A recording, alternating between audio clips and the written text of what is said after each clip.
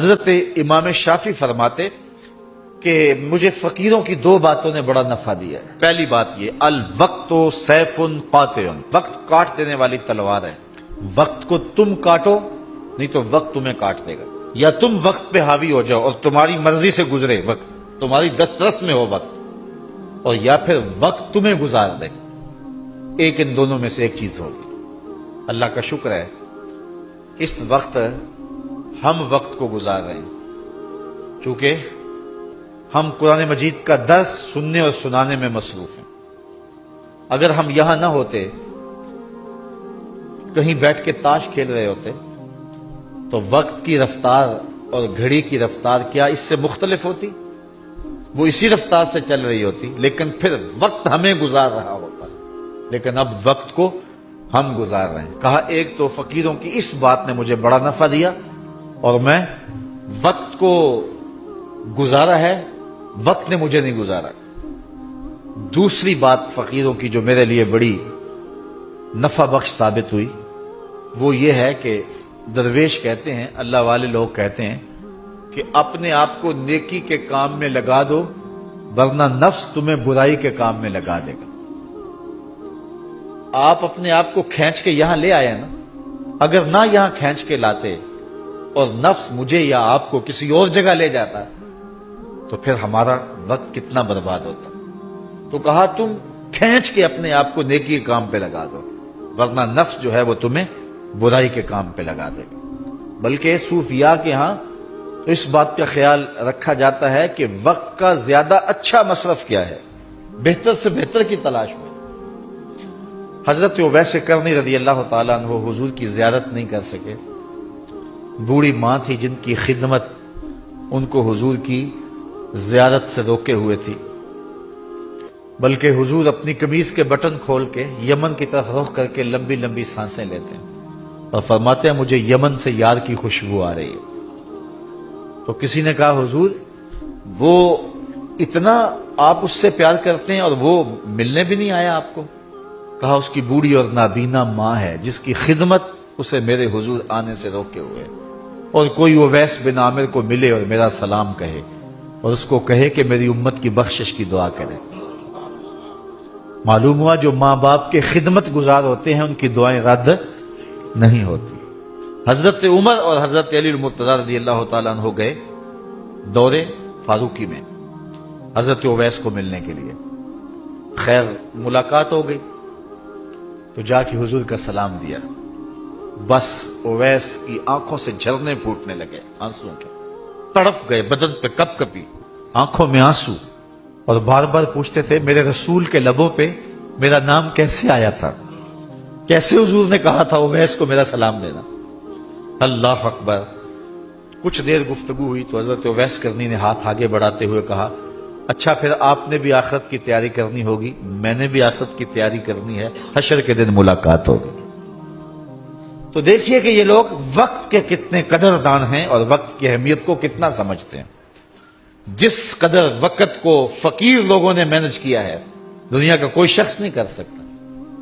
یار 90 لاکھ لوگوں سے تو ہم ساری زندگی میں ملتے نہیں ہیں، اور غریب نواز نے 90 لاکھ کو کلمہ پڑھا دیا، تو کیسے وقت کو استعمال کیا؟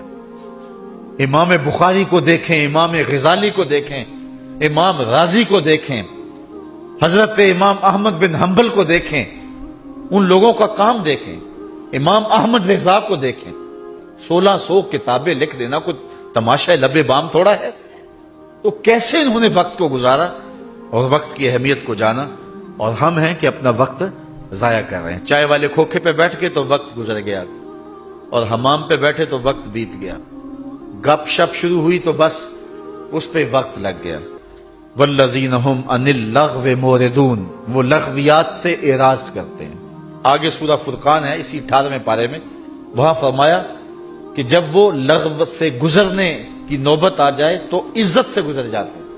وہ باندر کا تماشا دیکھنے رک نہیں جاتے، ان کے مقاصد جلیل ہیں، ان کی زندگی کے بڑے مقاصد ہیں، وہ اپنی زندگی کو ان مقاصد کے حصول کے لیے لگا کے بیٹھے ہوئے ہیں، تو اب وہ اپنے وقت کو ضائع نہیں کرتے۔ تو کہا محبوب مجھے قسم تیرے زمانے کی، انسان خسارے میں۔ اب انسان تو خسارہ ماننے کو تیار نہیں ہے.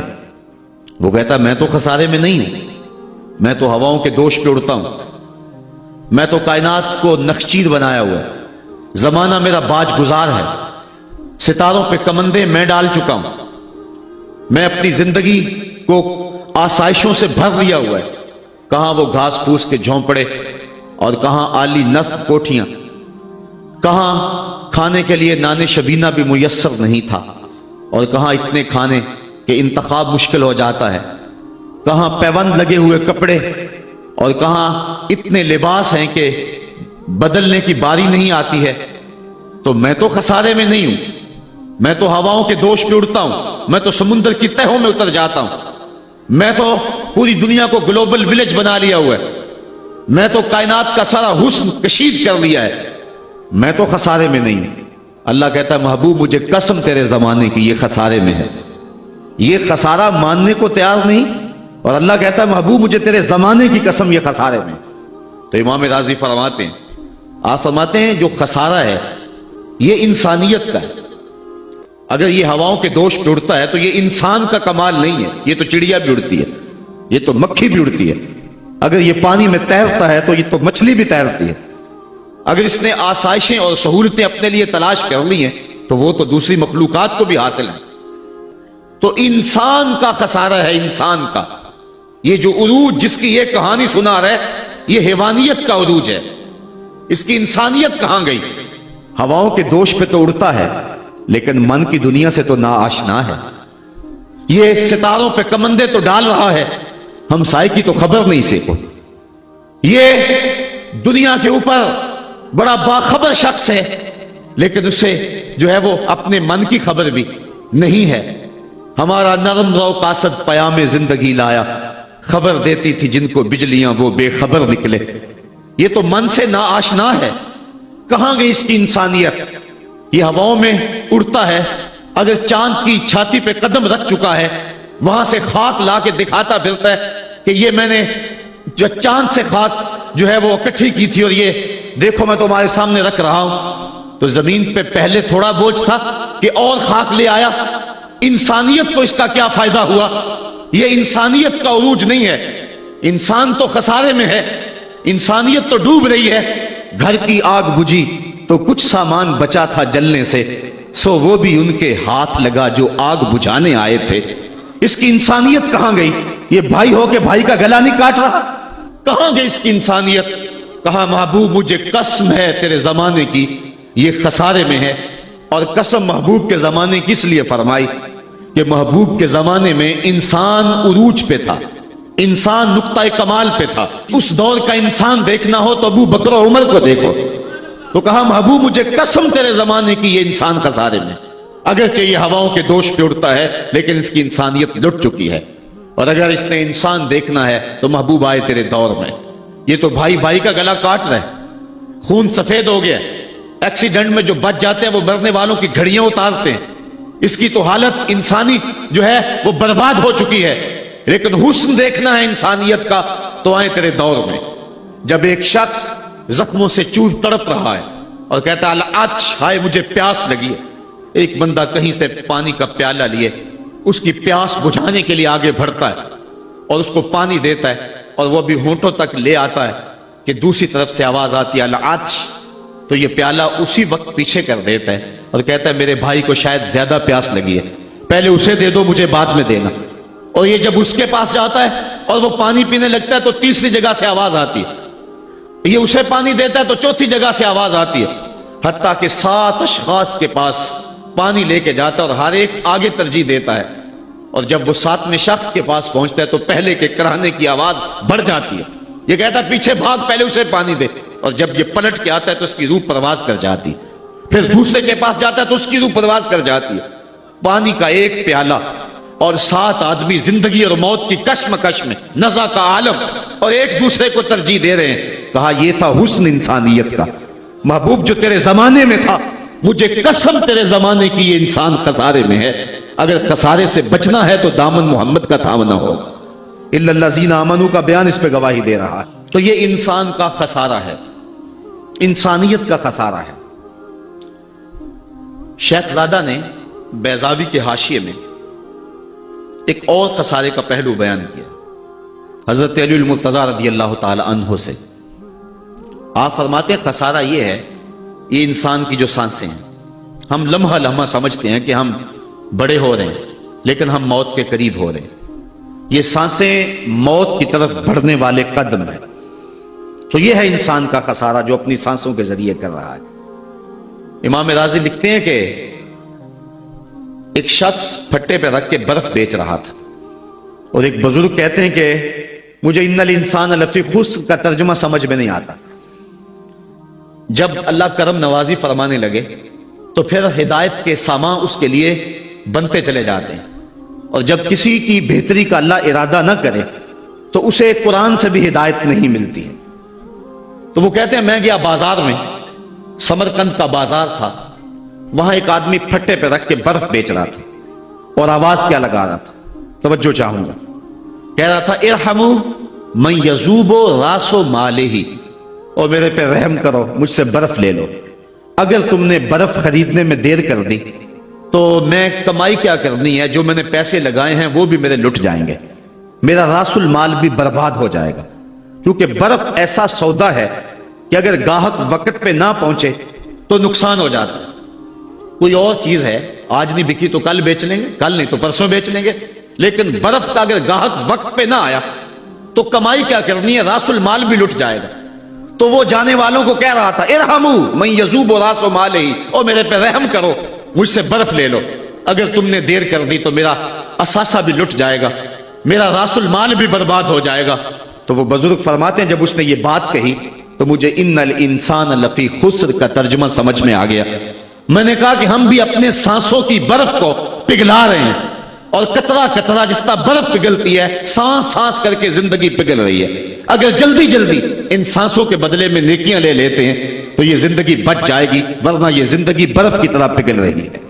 ان الانسان لفی خسر، انسان خسارے کا سودا کر رہا ہے، لمحہ لمحہ موت کے قریب ہو رہا ہے، یہ سمجھ رہا ہے میں بڑا ہو رہا ہوں لیکن یہ چھوٹا ہو رہا ہے۔ جب گنتی الٹی شروع ہو جائے تو کام جلدی زیرو پر آ جاتا ہے، کسی کی 60 سے، کسی کی 70 سے، کسی کی 100 سے گنتی الٹی شروع ہے، اور لمحہ لمحہ ہم موت کی طرف بڑھ رہے ہیں۔ یہ انسانیت کا خسارہ ہے۔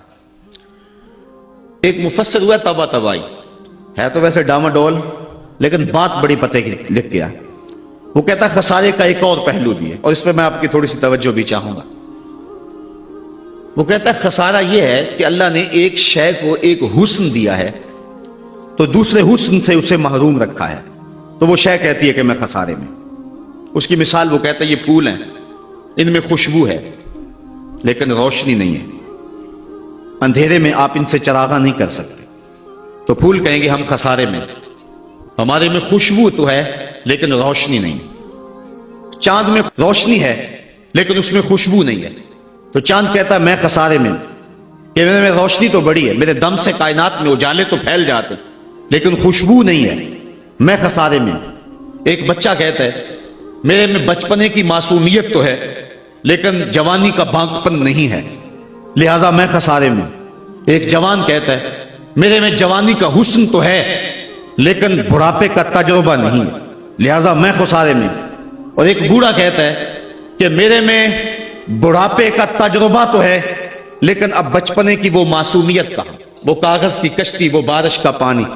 اور اقبال کہتا ہے، آپ کے شہر اقبال میں آیا ہوں، وہ کہتا ہے کہ جنبش زنجیر در سے لطف آتا تھا مجھے، وہ کنڈی بھی ہلتی تھی تو اس سے بھی لطف آ جاتا تھا، آج تو نغمے بھی نہیں نہ بہلاتے، لیکن اس بچپن میں کنڈی کے ہلنے سے بھی لطف آ جاتا تھا تو غم بھول جایا کرتے تھے۔ وہ کیا کسی نے کہا تھا کہ اپنے جل جانے کا بھی احساس نہیں تھا، جلتے ہوئے شعلوں کو چھیڑا کرتے تھے، اب تو ایک آنسو بھی رسوا کر جاتا ہے، بچپن میں جی بھر کے رویا کرتے تھے، اب تو وہ رونے کا حسن بھی نہیں نہ رہا۔ تو کہا کہ میرے پاس بڑھاپے کا تجربہ تو ہے لیکن بچپنے کی معصومیت نہیں ہے، لہذا میں خسارے میں ہوں۔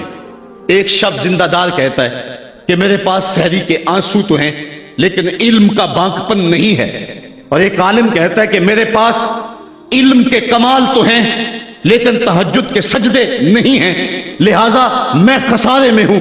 بلبل کہتی ہے میرے لہجے میں تو حسن ہے لیکن میرے بازوؤں میں طاقت نہیں ہے، لہذا میں خسارے میں ہوں۔ شیر کہتا میرے بازوؤں میں تو طاقت ہے لیکن میرے پر نہیں ہے کہ میں اڑ سکوں، لہذا میں خسارے میں ہوں۔ کوئل کہتی ہے میرے لہجے میں تو جادو ہے لیکن رنگ میرا کالا ہے، لہذا میں خسارے میں ہوں۔ مور کہتا ہے میرے پروں میں تو حسن ہے لیکن میرے پاؤں بدصورت ہیں، لہذا میں خسارے میں ہوں۔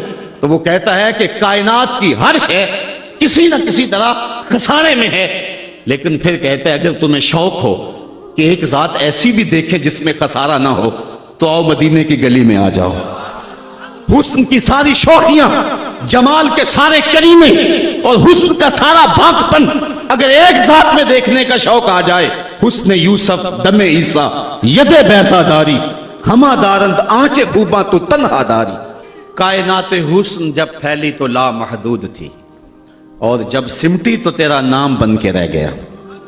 اگر یہ شوق ہو کہ کائنات کے سارے حسن ایک پیکر میں دیکھیں تو کہا اس کے لیے میں نے ایک محمد ہی بنا دیا ہے۔ سارے حسن ایک پیکر میں آپ کو ملیں گے، سارے کمال اور سارے جمال اور سارے عروج اور ساری عزتیں اور سارے مراتب آپ کو ایک ذات میں جمع ملیں گے، اور محمد ہوتا ہی وہ ہے جو مجمع کمالات ہو۔ تو کہا کہ یہ ہے ایک خسارے کا پہلو، اور کائنات میں ایک ہی شخص ہے جو خسارے سے بچا ہوا ہے۔ اب جو اس ذات سے وابستہ ہوگا وہ بھی خسارے سے بچ جائے گا۔ الا الذین آمنوا، جس کے ہاتھ میں یہ دامن ہوگا وہ خسارے سے بچ جائے گا، ورنہ خسارے سے کوئی بچ نہیں سکتا۔ نہ دولت بچا سکتی ہے، نہ اقتدار کی بچھی ہوئی مسندیں خسارے سے بچا سکتی ہیں، نہ کوئی اور انسان کو دنیاوی کمال خسارے سے بچا سکتا ہے۔ اگر خسارے سے بچنا ہے تو ہاتھوں میں دامن مصطفیٰ لینا ہوگا۔ وہ کبھی آپ نے دیکھا ہوگا، اب تو وہ دور بدل گیا ہے، وہ چکی ہوتی تھی جس میں وہ گندم پیستے ہیں مختلف چیزیں، تو اس کے دو پتھر ہوتے ہیں، ایک نیچے والا ساکن، اوپر والا متحرک، تو درمیان میں اس کے ایک کلی ہوتی ہے جس کے ارد گرد اس کو گھماتے ہیں، تو وہ جو دانے ہیں وہ درمیان خالی جگہ میں ڈالتے ہیں، اس کو گالا کہتے ہیں، اس میں ڈالتے ہیں اور پھر اس چکی کو گھماتے ہیں، تو جو دانے اس مرکز سے اس کلی سے ہٹ جاتے ہیں وہ پس جاتے ہیں، اور جو اس کلی سے لگ کے رہتے ہیں وہ بچ جاتے ہیں۔ کہا محبوب مجھے قسم تیرے زمانے کی، انسان خسارے میں ہے، الا الذین آمنوا، بچے گا وہ جو تیرے دامن سے لپٹ جائے گا۔ اور یہ میں مفہوم ایمان کا جو آپ کے سامنے دامن مصطفیٰ سے تمسک اختیار کرنا، یہ میری جذباتیت کا کمال نہیں، حقیقت ہی یہ ہے۔ علامہ سعد الدین تفتازانی علیہ رحمہ شرح قائد میں لکھتے ہیں کہ ایمان ہے کیا؟ آپ فرماتے ہیں الایمان ہی تصدیق بما جاء بہ النبی صلی اللہ علیہ وسلم، حضور کے علاوہ ایمان ہو ہی نہیں سکتا ہے، یہ ممکن ہی نہیں ہے۔ اور یہ بات بھی ذہن میں بٹھا لیں کہ حضور سے ذہنی تعلق کا نام ایمان نہیں ہے، حضور سے قلبی تعلق کا نام ایمان ہے، اور یہ میرے مسلک کی پہچان ہے۔ صرف ذہنی تعلق کا نام ایمان نہیں ہے، قلبی تعلق کا نام ایمان ہے۔ اس کو مزید سہل کروں تو حضور کو نبی جاننے کا نام ایمان نہیں ہے، نبی ماننے کا نام ایمان ہے۔ ورنہ کتنے لوگ تھے جانتے تھے لیکن ایمان نہ لائے۔ الذین آتیناہم الکتاب یعرفونہ کما یعرفون ابناءہم، جن کو ہم نے کتاب دی وہ ایسے جانتے تھے جس طرح بیٹوں کو جانا کرتے، لیکن اس کے باوجود ایمان نصیب نہیں ہوا۔ ایمان جاننے کا نام نہیں ہے، ایمان ماننے کا نام ہے۔ پھول کو بلبل جانتی نہیں مانتی ہے، اگر مانتی نہ ہوتی تو پھول کے گرد رقص بسمل کے تماشے نہ کرتی۔ شمع کو جانتے سارے ہیں لیکن مانتا صرف پروانہ ہے۔ تو ایمان جاننے کا نام نہیں ہے، ایمان ماننے کا نام ہے۔ اور جہاں تک جاننا بمعنی ادراک ہے تو وہ تو آج تک میرے رسول کو کوئی جان ہی نہ سکا۔ سب سے زیادہ قربت تو حضرت سیدنا صدیق اکبر رضی اللہ تعالی عنہ کو حاصل تھی، ان کو بھی کہہ دیا یا ابا بکر لم یعرفنی حقیقتاً غیر ربی، سفر و حضر میں میرے ساتھ رہے ہو، سن لو میری حقیقت کو میرے رب کے علاوہ کوئی بھی نہیں جانتا ہے۔ بلکہ ایک مقام پہ فرمایا لی مع اللہ وقت لا یسعنی فیہ نبی مرسل ولا ملک مقرب، میرا اور میرے رب کا معاملہ ایسا ہے کہ درمیان میں نہ کوئی نبی آ سکتا ہے، نہ کوئی رسول اور پیغمبر آ سکتا ہے، اور نہ کوئی فرشتہ مقرب درمیان میں آ سکتا ہے۔ تو جہاں تک تعلق ہے حضور کو جاننے کا بمعنی ادراک، تو آج تک حضور کو اللہ کے علاوہ کوئی جان ہی نہیں سکا ہے۔ مولوی کا تو دماغ خراب ہو گیا کہ وہ مسجد میں ترازو رکھ کے بیٹھ گیا اور نبی کو تولنے لگا۔ میں تو کہا کرتا ہوں ڈٹھے ورق قرآن دے پھول سارے، تیری شان جیا نہیں کوئی ہور ڈٹھا، تیری شان دا کرے مقابلہ جیڑا انہوں عاشقاں اصلی چور ڈٹھا۔ کوئی نور آکھے کوئی بشر آکھے، پیندہ رات دینے اے ہو شور ڈٹھا، اللہ والیاں گل مکا دیتی تساں ہور ڈٹھا ساں ہور ڈٹھا۔ تم نے پتہ نہیں کس کو دیکھا ہے جو سکی بیٹی کو بھی نہیں بخشوا سکتا۔ لاہور قصر نور میں ایک شخص، آپ بھی سارے جانتے ہیں، میرا نام لینے کا مزاج نہیں ہے، ٹیلی ویژن پہ بھی وہ چیختا ہے، تو وہ کہنے لگا کہ نبی تو سکی بیٹی کو بھی نہیں بخشوا سکتا۔ تو میں نے بعد میں اٹھ کے کہا، میں نے کہا لوگوں آج تو لوگ اسے ووٹ نہیں دیتے جو تھانے سے نہ چھڑا سکے، سنبھلتا نہیں جن سے اپنا دوپٹہ، سنبھالیں گے کیا وہ کلیجہ کسی کا۔ جو تھانے سے نہ چھڑا سکے لوگ اسے ووٹ نہیں دیتے، اور جو اپنی بیٹی کو بھی نہ بخشوا سکے پھر کلمہ پڑھنے کا فائدہ کیا؟ جو افراد خانہ کی بگڑی بھی نہیں بنا سکتا، جو سکی بیٹی کو بھی نہیں بخشوا سکتا۔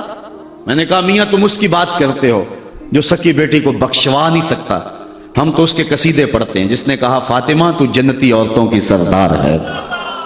تم اس کی بات کرتے ہو جس کے چاہنے سے کچھ نہیں ہوتا، ہم تو اس کی بات کرتے ہیں جس کی انگلی اٹھے اور چاند کے ٹکڑے ہو جائیں، اور سڑیاں کھجوراں اگا جان دائے، اور پتھراں نو کلمے پڑھا جان دائے، قطرے کو سمندر ذرے کو ستارہ کرتے ہیں، کونین کو خم آ جاتا ہے جب زلف سنوارا کرتے ہیں۔ ہم تو اس نبی کو ماننے اور جاننے والے ہیں۔ می وریا کستوریاں دا جدوں یار نچوڑیاں زلفاں، می وریا کستوریاں دا جدوں یار نچوڑیاں زلفاں، تے قبلہ اودے بنیا سائم جدے یار نے موڑیاں زلفاں۔ وہ تو رخ پھیر دے تو خدا قبلے نہیں بدل دیتا۔ لوگ کہتے ہیں چاہنے سے کچھ نہیں ہوتا، میں کہتا ہوں ساری دنیا ہی مصطفیٰ کی چاہت پہ ہے۔ قبیلہ بنو سلیم کی مسجد ہے، 4 رکعتی نماز ہے، 2 رکعت پڑھی جا چکی ہیں، 2 رکعت ابھی باقی ہیں۔ خاطر آتر میں بات آئی کہیں قبلہ بدل جائے تو کیا خوب ہے، تو فوراً جبریل آگے کہا محبوب پھر دیر کاہے کی ہے، ابھی رخ پھیر لو۔ اب جن لوگوں نے مسجد قبلہ تین دیکھی ہے کہ پہلا قبلہ بالکل شمال میں اور موجودہ قبلہ بالکل جنوب میں، اور صحابہ تو ذہنی طور پہ اس کے لیے تیار ہی نہیں ہے، تو بتا دیا جاتا کہ اگلی نماز ہم ادھر پڑھیں گے۔ یہ نماز کا وقت بدلنا ہو نا تو 1 دن پہلے بتانا پڑتا ہے، کل سے نماز ظہر 2:15 بجے پڑھیں گے۔ اگر اسی دن ایسا کر لیں تو لوگ کہیں گے کہ یہ امام تو سلیقہ ہی نہیں رکھتا ہے، ہم تو آئیں 2 بجے کے حساب سے اور اب 2:15 تک بیٹھے رہیں۔ تو نماز کا وقت بدلنا ہو تو 1 دن پہلے بتانا ہوتا ہے، اور یہاں تو قبلہ بدلنا تھا، ایک نماز ہی پہلے بتا دیا جاتا، لیکن کہا محبوب ابھی رخ پھیر لو۔ یا اللہ تیری نماز تو پوری ہو لے، کہا میری نماز بعد میں پوری ہوگی، پہلے تیری مرضی پوری ہوگی، پہلے تیری مرضی پوری ہوگی۔ می وریا کستوریاں دا یدو یار نچوڑیاں زلفاں، قبلہ اودے بنیا سائم جدے یار نے موڑیاں زلفاں۔ وہ تو رخ بدل دے خدا قبلے بدل دیتا، ہم اس نبی کی بات کرتے۔ تو بات کر رہا تھا کہ ایمان جاننے کا نام نہیں ہے، ایمان ماننے کا نام ہے۔ یہ تصدیق بما جاء بہ النبی صلی اللہ علیہ وآلہ وسلم۔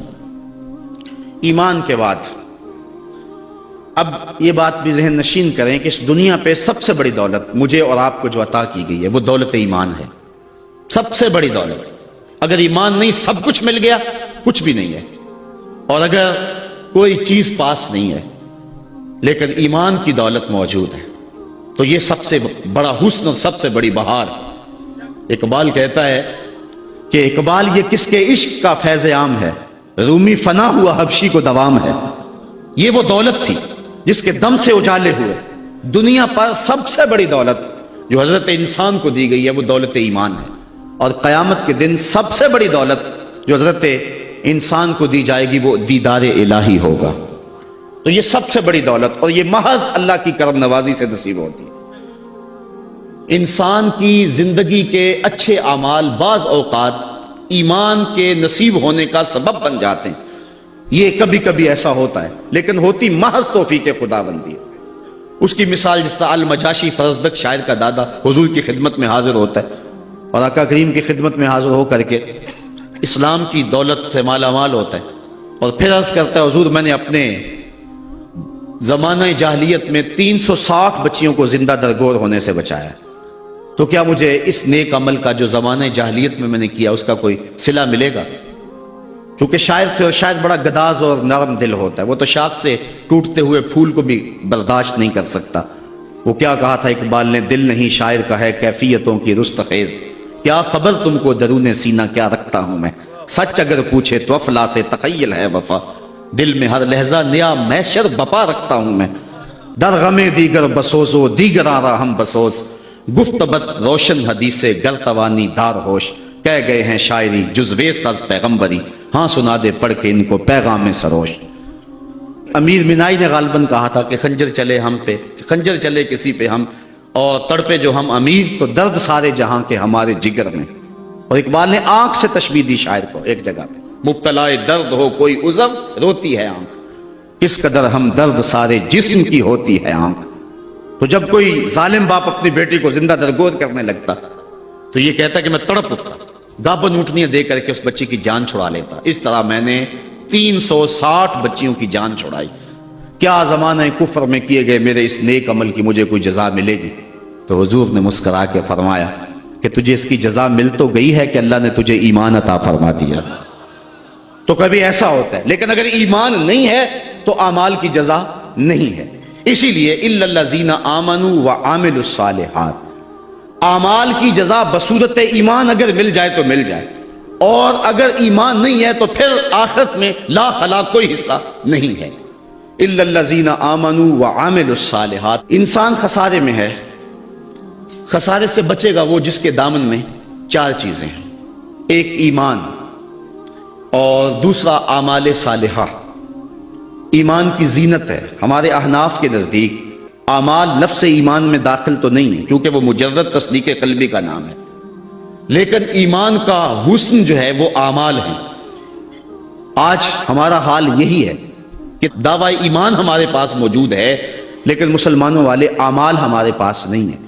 تیرے صوفے ہیں فرنگی، تیرے کالی ہیں ایرانی، خوں کے آنسو رلاتی ہے جوانوں کی تن آسانی، ہر کوئی مست مئے ذوق تن آسانی ہے، تم مسلمان ہو یہ انداز مسلمانی ہے، حیدری فقر ہے نئے دولت عثمانی ہے، تم کو اسلاف سے کیا نسبت روحانی ہے، وہ معزز تھے زمانے میں مسلمان ہو کر اور تم خار ہوئے ہو تارک قرآن ہو کر۔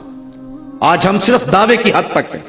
شکوے میں اقبال جب چیخ چیخ کے کہتا ہے کہ تیرے کعبے کو جبینوں سے بسایا ہم نے، نو انسانی کو غلامی سے چھڑایا ہم نے، صفائے داہر سے باطل کو مٹایا ہم نے، تیرے قرآن کو سینوں سے لگایا ہم نے، پھر بھی گلا ہے ہم سے کہ وفادار نہیں، ہم وفادار نہیں تو بھی تو دلدار نہیں۔ تو جب اس کا جواب آتا ہے تو سنیے، لہجہ تھوڑا سا بدلا کہ میرے کعبے کو جبینوں سے بسایا کس نے، نو انسانی کو غلامی سے چھڑایا کس نے، صفائے دہر سے باطل کو مٹایا کس نے، میرے قرآن کو سینوں سے لگایا کس نے، تھے تو آباب تمہارے ہی مگر تم کیا ہو، ہاتھ پہ ہاتھ درے منتظر فردا ہو۔ ذرا کبھی اپنے اندر جھانک کر کے دیکھا کہ ہم ہیں کہاں اور کس جگہ پہ کھڑے ہوئے ہیں۔ آج ہم مسلمان ہونے کی بات کرتے ہیں لیکن کبھی دیکھیں کہ ہمارے عمل کی پوزیشن اور حالت کیا ہے، آج ہم کس جگہ پہ کھڑے ہوئے ہیں۔ لالو لکشمن پرشاد نے ایک کتاب لکھی عرب کا چاند، اور یہ ایک ہندو رائٹر ہے، اور اس میں اس نے حضور کی سیرت اتنے خوبصورت اور دل فریب پیرائے میں بیان کی کہ گویا سطروں کے اندر چراغ ہی رکھ دیے ہیں۔ تو کسی نے سوامی لکشمن پرشاد سے پوچھا کہ تو نے مسلمانوں کے نبی پر اتنی خوبصورت سیرت کی کتاب لکھی ہے، تو حضور کا غلام کیوں نہیں بن جاتا؟ تو جو اس نے جواب دیا، اگر ہم اس پہ تھوڑا سا تفکر کریں تو وہ ہماری آنکھیں کھول دینے کے لیے کافی ہے، لیکن اگر ہم اس پہ غور نہ کریں تو وہ ایک گاڑی ہمارے روڈ پہ چلتی ہے، اس کے پیچھے لکھا ہوا ہے عقل نہ ہو تو موجہ ہی موجہ۔ بات یہ ہے، بات سوچنے والوں کے لیے ہوتی ہے۔ تو سوامی نے جواب دیا تھا کہ جب میں نے حضور کی سیرت لکھنے کے لیے امہات کتب سیر کو پڑھا تو یہ جذبہ میرے سینے میں بھی گڑائیاں لینے لگا کہ میں اس نبی کا غلام کیوں نہیں بن جاتا۔ لیکن جب میں مسلمانوں کے کردار کو دیکھتا ہوں تو میں کہتا ہوں میں ہندو ہی ٹھیک ہوں۔ ہمارا کردار لوگوں کے ایمان کے راستے میں رکاوٹ بنا ہوا، اور ایک زمانہ تھا کہ ہماری میتیں بھی ایمان دیا کرتی تھی. امام محمد کا جب جنازہ اٹھا تو پورا بصرہ امڑ آیا. یہودی عیسائی کہنے لگے مسلمانوں کا امام جا رہا ہے اور اس کا آخری دیدار ہے، چلو تم بھی آخری دیدار میں شامل ہو جاؤ، جنازے میں شامل ہو جاؤ. لوگ ذوق و شوق کی فراوانی میں آگے بڑھ بڑھ کے جنازے کی چارپائی کو کندھا دے رہے تھے. تو اگر کسی عیسائی اور کسی یہودی کا جی چاہا کہ میں بھی مسلمانوں کے امام کے جنازے کی چارپائی کو کندھا دوں، تو ہمیں تاریخ بتاتی ہے پھر جس کا کندھا امام محمد کے جنازے کی چارپائی کو چھوا اس کے لبوں پہ کلمہ جاری ہو گیا.